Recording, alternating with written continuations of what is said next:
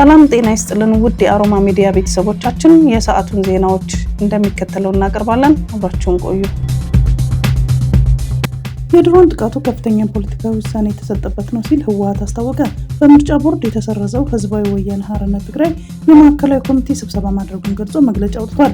በዚህም ዘለግ ባለውና በትግርኛ ቋንቋ ባወጣው መግለጫ ለአንድ ሳምንት ባከናወነው ስብሰባ የተለያዩ ጉዳዮች ላይ መምከሩን ገልጾ የፖለቲካ ስራዎች መቀጠል እንዳለባቸው መወሰኑን አስታውቋል። ገጥሞት ከነበረው የመፍረስ አደጋ ለመትረፍ መቻሉን የገለጸው ህወሓት አሁን በተሻለ አቋምና ድርጅታዊ አንድነት ላይ እንደሚገኝም አስረድቷል። ወቅታዊ ሁኔታ በሚል ደግሞ የተፈናቃዮች ሁኔታ በአሳሳቢ ሁኔታ ላይ እንደሚገኝም ገልጾ የፌዴራል መንግስቱ በፕሪቶሪያ ስምምነት መሰረት ደህንነታቸው በተጠበቀና ዘላቂ በሆነ ሁኔታ ወደ ቤታቸው የመመለስ ግዴታውን እንዲወጣም ጥሪ አቅርበዋል።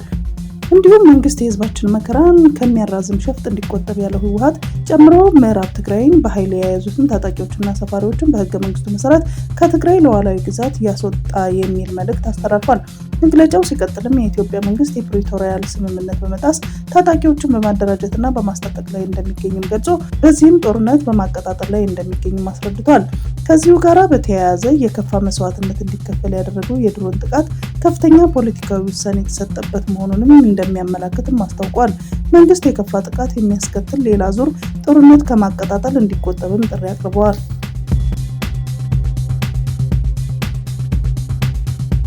በሶማሊያ የድርቅ ሁኔታው እየተባባሰ በመምጣቱና ለረሃብ የተጋለጡ ሰዎች ቁጥር በመጨመሩ ብሔራዊ አስቸኳይ ጊዜ አዋጅ ማወጇን ተናግሯል። በሶማሊያ ተቋማት፣ የሰብአዊ ተቋማት፣ ዓለም አቀፍ አጋሮች የምግብ አቅርቦት በማሻሻል የንጹህ መጠጥ ውሃ አቅርቦትን በማሻሻልና ለዘላቂያዊ የአየር ንብረት ተጽዕኖ ለመከላከል አፋጣኝ እርምጃ እንዲወስዱም ጠይቃለች።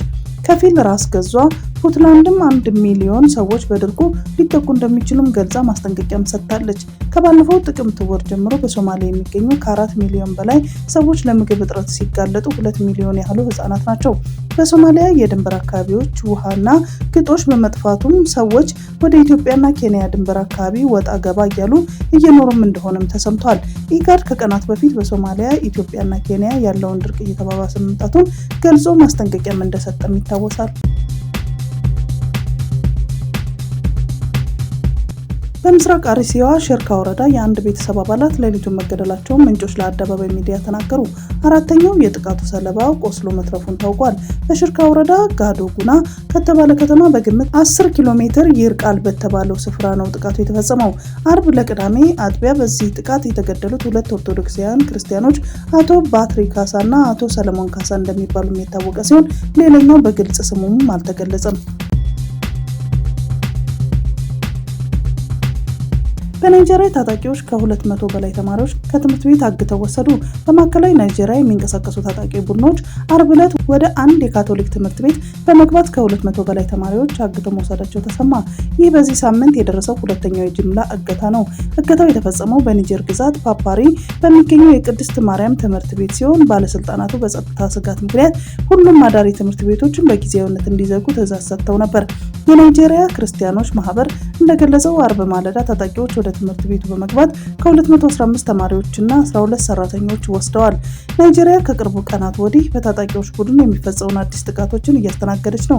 ሰኞ ዕለት በኬቢ ግዛት ከሚገኘው አዳሪ ትምህርት ቤት ሙስሊም ናቸው የተባሉ ከ20 በላይ ሴት ተማሪዎች ታግተው ተወስደዋል። በከዋራ ግዛት የሚገኝ አንድ ቤተክርስቲያን የአምልኮ ስነስርዓቱን በቀጥታ ስርጭት እየተላለፈ በተፈጸመበት ጥቃት 2 ምዕመናን ሲገደሉ 38 ደግሞ ታግተው ተወስደዋል። ፕሬዚዳንት ቦላ ቲኑቡ እኒህን የጸጥታ ጉዳዮች ለመፍታት በሚል በዚህ ሳምንት መጨረሻ በደቡብ አፍሪካ የሚገኘው የቡድን 20 ጉባኤ ላይ እንደሚሳተፉም አስታውቀዋል።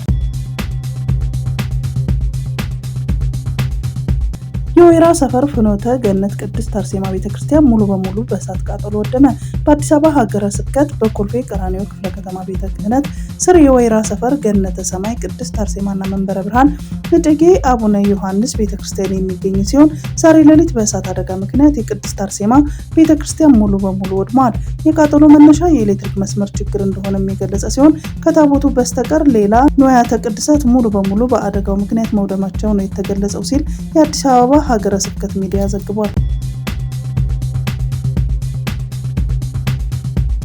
በቤኒሻንጉል ጉሙዝ ክልል መተከል ዞን ቡለን ወረዳ በኩጂ ቀበሌ ውስጥ ዛሬ በንጹሃን ዜጎች ላይ በተፈጸመ ጥቃት ከ40 በላይ ሰዎች መገደላቸው ታወቀ። በኩጂ ተብሎ በሚጠራው በዚህ ቀበሌ በ2013 ዓ.ም 298 ሰዎች በጉሙዝ ታጣቂዎች የተገደሉበትና በጅምላ የተቀበሩበት ቀበሌ መሆኑ ይታወሳል።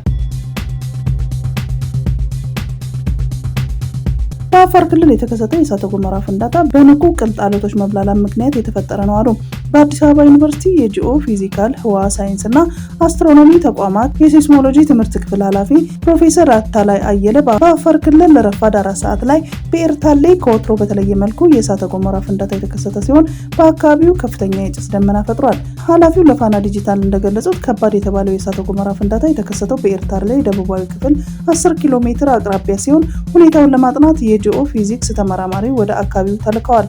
የዳናኪል ዝቅተኛ ስፍራ ንቁ ስምጥ ሸለቆ እየተካሄደበት የሚገኝ ስፍራ መሆኑን ገልጾ የዛሬው የእሳተ ገሞራ ፍንዳታ እንደ ወትሮ ሁሉ በንቁ አለቶች መብላላት የተከሰተ መሆኑንም አብራርተዋል። በአካባቢው ቅልጥ አለቶች በየጊዜው እንደሚፈጠሩና በዚህም ከዝቅተኛ እስከ ከፍተኛ የእሳተ ገሞራ ፍንዳታ እንደሚከሰትም ተናግረዋል። ፍንዳታውን ተከትሎ ጠጠርና ድንጋዮችን ወደ ሰማይ እንደሚወረውሩና ከፍተኛ ጭስ እና እሳት ነክ አመድ ሊያስከትል ይችላል ያሉት ኃላፊው የአካባቢው ማህበረሰብ አስፈላጊውን ጥንቃቄ ሊያደርግ እንደሚገባ አሳስበዋል። የኤርታሌ እሳተ ገሞራ በኢትዮጵያ ከሚገኙ ንቁ እሳተ ገሞራዎች አንዱ ሲሆን ከዚህ ቀደም በተለያዩ ጊዜያት ተመሳሳይ ፍንዳታዎች መከሰታቸው ይታወሳል። ኢትዮጵያ ከአባይ ወንዝ ከፍተኛ መጠን ያለው ውሃ እየለቀቀች ነው ስትል ግብጽ ስሞታ አቀረበች። የግብጽ የውሃ ሀብትና መስኖ ሚኒስቴር ባወጣው መግለጫ ኢትዮጵያ ከህዳሴ ግድብ ላይ ከፍተኛ ያልተቀናጀ ውሃ መልቀቋን ገልጾ በዚህ በታችኛው ተፋሰስ ላይ ከዚህ ቀደም ታይቶ የማይታወቅ ጅረት ማስከተሉን አስረድቷል። ሚኒስትሩ እንዳለው ሴፕቴምበር 10 ቀን የተለቀቀው የውሃ መጠን 485 ሚሊዮን ሜትር ኪዩብ ውሃ የነበረ ሲሆን ሴፕቴምበር 27 ግን የተለቀቀው ውሃ መጠን 780 ሚሊዮን ደርሷል።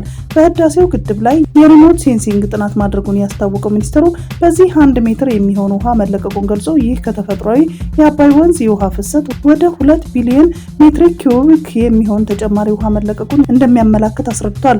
መግለጫው ሲቀጥልም በአባይ ወንዝ ፍሰት ላይ ግልጸኝነትና ተከታታይነት ያለው ቁጥጥር እንዲደረግና ኢትዮጵያ በተናጠልና በህገወጥ መንገድ የምታደርገውን የውሃ አስተዳደር አደጋ እንደሚያስከትል ማሳሰቡን አውስቷል። ከዚህ ቀደም በግድቡ በውሃ ፍሰት ላይ ተለዋዋጭ እርምጃዎች መውሰዷን ያስታወቀው መግለጫው በዚህ ወር ደግሞ ማለትም ከኖቬምበር 1 ቀን እስከ 20 ከፍተኛ መጠን ያለው ውሃ እንደለቀቀች አስረድቷል። በተጠቀሱት ቀናት ውስጥ የለቀቀችው ውሃ መጠን በቀን በአማካኝ 180 ሚሊዮን ኪዩቢክ ሜትር መሆኑን ገልጾ በዚህ ወቅት ከዚህ ቀደም የሚለቀቀው ውሃ 100 ሚሊዮን እንደነበረም ተጠቅሷል። ይህ ከመደበኛ የውሃ ፍሰት በ80% የጨመረ ሆኖ መገኘቱን ያስታወቀው ሚኒስትሩ እነዚህ ተደጋጋሚ እርምጃዎች በኢትዮጵያ ግድብ አሰራር ቴክኒካዊና ሳይንሳዊ ቁጥጥር አለመኖሩን ያሳያሉ ብለዋል። ይህ በእንዲህ እንዳለ አንድ የግብጽ ውሃ ሀብት ሚኒስቴር ከፍተኛ ባለስልጣን አልማናስ ለተሰኘው ጋዜጣ በሰጡት መግለጫ መንግስት እንዲህ አይነት ሁኔታዎችን ይከሰታል ብሎ በመስጋት የቶሽካን አቅም ሲገነባ መቆየቱን አስረድተዋል። ስማቸው እንዲጠቀስ ያልፈለጉት እኚህ ባለስልጣናት ግብጽ የሳተላይት ምስሎችንና የሃይድሮሎጂ ሞዴሎችን በመጠቀም በግድቡ ላይ ከፍተኛ ክትትል እያደረገች መሆኑን ገልጸው ይህ ደግሞ በግድቡ ላይ ያለውን ለውጥ ተረድታ በፍጥነት ግብረ ምላሽ እንድትሰጥ እንዳስቻላትም አስታውቀዋል።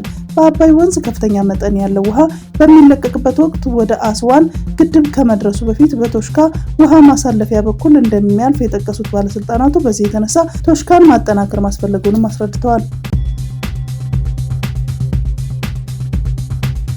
የማዕድን ሚኒስቴር ህገወጥ የማዕድን ንግድና ኮንትሮባንድ ለመግታት በሚል በአገሪቱ ውስጥ የማዕድን ምርቶች በአየር ትራንስፖርት ማጓጓዝ ላይ ገደብ መጣሉን አስታውቋል። ገደቡ የመጣው በሲቪል አቪዬሽን ዋና ደህንነት መምሪያ አማካኝነት ሲሆን ከክልሎች በአውሮፕላን ተጭኖ ወደ መሀል ሀገር የሚመጣ ማዕድን አቅጣጫ ቀይሮ በኮንትሮባንድ እንዳይወጣ ለመከላከል ያለመ መሆኑን ተገልጿል። በማዕድን ሚኒስቴር የማዕድናት ግብይት መሪ ስራ አስፈጻሚ የሆኑት ዶክተር ኢዮብ በቀለ እንዳብራሩት ይህ አሰራር ከተጀመረ በኋላ ህጋዊ ኤክስፖርት አድራጊዎች በኤሌክትሮኒክስ ሲንግል ዊንዶው ሲያመለክቱ ሚኒስትሩ ለሲቪል አቪዬሽን ደብዳቤ በመጻፍ ማዕድኑ እንዲጓጓዝ እየተስተናገዱ ይገኛሉ። ሆኖም ይህ አሰራር ከክልሎች ማዕድን በማሰባሰብ ለአዲስ አበባ ነጋዴዎች ሲያቀርቡ ለነበሩ ቀጥተኛ ኤክስፖርት አድራጊ ላልሆኑ አካላት ምቹ ያልሆነ ሁኔታ ፈጥሯል። ይህ የተገለጸው ከሰሞኑ የማዕድን ሚኒስቴር የ2018 በጀት ዓመት የ3 ወራት እቅድ አፈጻጸም በተመለከተ ለህዝብ ተወካዮች ምክር ቤት ባቀረበው ሪፖርት ወቅት ነው። በዚህም ሪፖርት ወቅት እንደገለጸው ከወርቅ ውጪ ባሉ ማዕድናት የሚገኘው የውጭ ምንዛሬ መጠን ቅናሽ ማሳየቱ ሚኒስትሩ ገልጿል። በሩብ ዓመት $9 ሚሊዮን ለማግኘት ታቅዶ $8.4 ሚሊዮን ብቻ ተመዝግቧል ተብሏል። መቀነሱ በዋነኛነት ከወርቅ ቀጥሎ ከፍተኛ ውጭ ምንዛሪ ያስገኙ የነበሩት ታንታለምና ሊቲየም በብዛት በአነስተኛ ማዕድን አውጪዎች ይመረቱ ስለነበረ አብዛኛዎቹ አውጪዎች ከቅርብ ጊዜ ወዲህ በስራ ላይ ባለመሆናቸው የማዕድን አቅርቦቱ መቋረጡን እንደሆነ አስረድተዋል። ከዚህ በተጨማሪም በሰቆጣ የከርሰ ምድር ውሃ ፍለጋ ፕሮጀክት ላይም የአፈጻጸም መቀዝቀዝ መታየቱን ተገልጿል። የኢትዮጵያ ጂኦሎጂካል ኢንስቲትዩት ዋና ዳይሬክተር ኢጃራ ተስፋዬ እንዳሉት ከታቀደው 400 ሜትር ውስጥ 20 ሜትር ብቻ ለመቆፈር የታቀደው በተመረጡት ቦታዎች ላይ ሰብል ስለነበረ ማንሳቱን ከማህበረሰቡ ጋር ግጭት ሊፈጥር ይችላል በሚል ስጋት ነበር። በአሁኑ ጊዜ ቁፋሮው ወደ 140 ሜትር ከፍ ያለ ሲሆን በቀጣዩ ሩብ ዓመት ሙሉ በሙሉ የማካካሻ ስራ እንደሚሰራ አስታውቀዋል። የማዕድን ዘርፉ በስትራቴጂ ለማሻሻል የድንጋይ ከሰል ጥራት ለማረጋገጥ የማጠቢያ ፋብሪካዎች እየተገነቡና ለጌጣጌጥ ማዕድን የሀገር ውስጥ የቴክኖሎጂ አቅም በመገንባት ላይ ቢሆንም የሎጂስቲክና የፋይናንስ ውስንነቶች የዘርፉን አጠቃላይ እድገት አጨናንቆት መቆየቱን ጠቁመዋል።